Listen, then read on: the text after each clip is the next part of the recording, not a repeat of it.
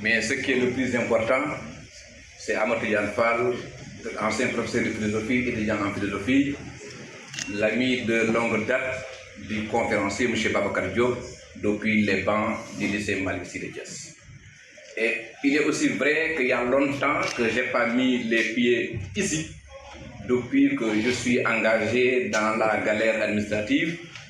Et il y en a certains même qui disent que c'est un gâchis que moi, l'ancien étudiant en philosophie, que je puisse faire l'ENA. Mais ça, c'est une autre histoire.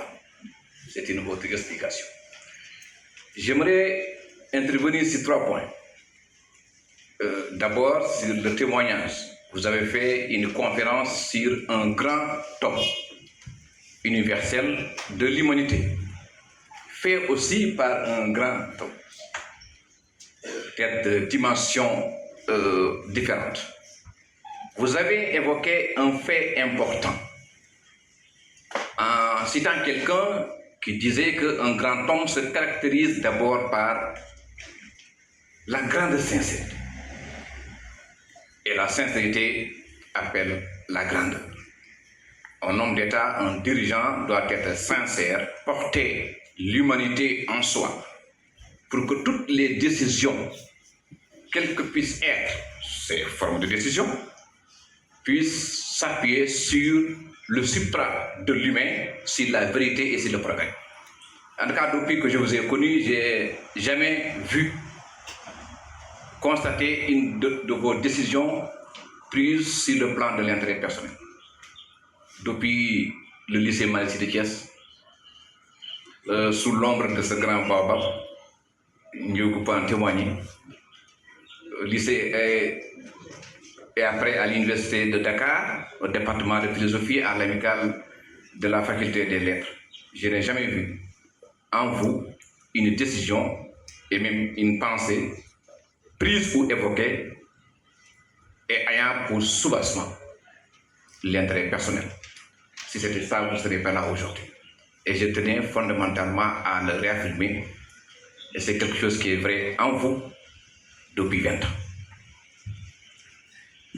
Autre chose aussi que j'aimerais souligner, et peut-être aussi qui manque à nos pays, je veux dire, cette façon de célébrer l'histoire, de célébrer les grands hommes. Je pense qu'il y a 3 ans, je vous ai envoyé une photo.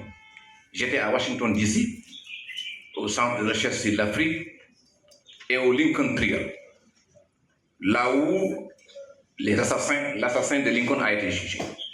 Mais quand tu te promènes dans ce vaste domaine, dans ces chambres, ces salons et ces labyrinthes, tu as l'impression de revivre, n'est-ce pas, le procès de Lincoln.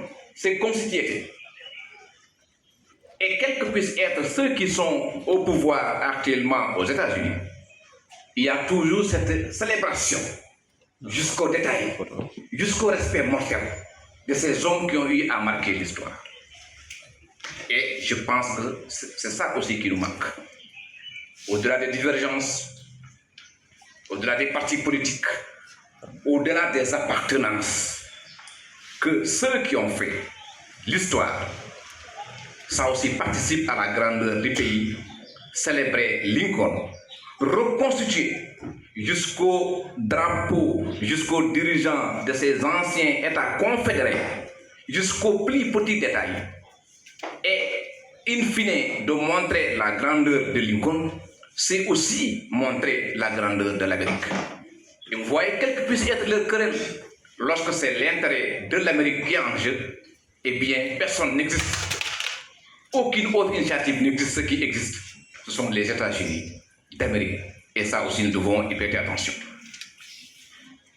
Il est important de lire des ouvrages.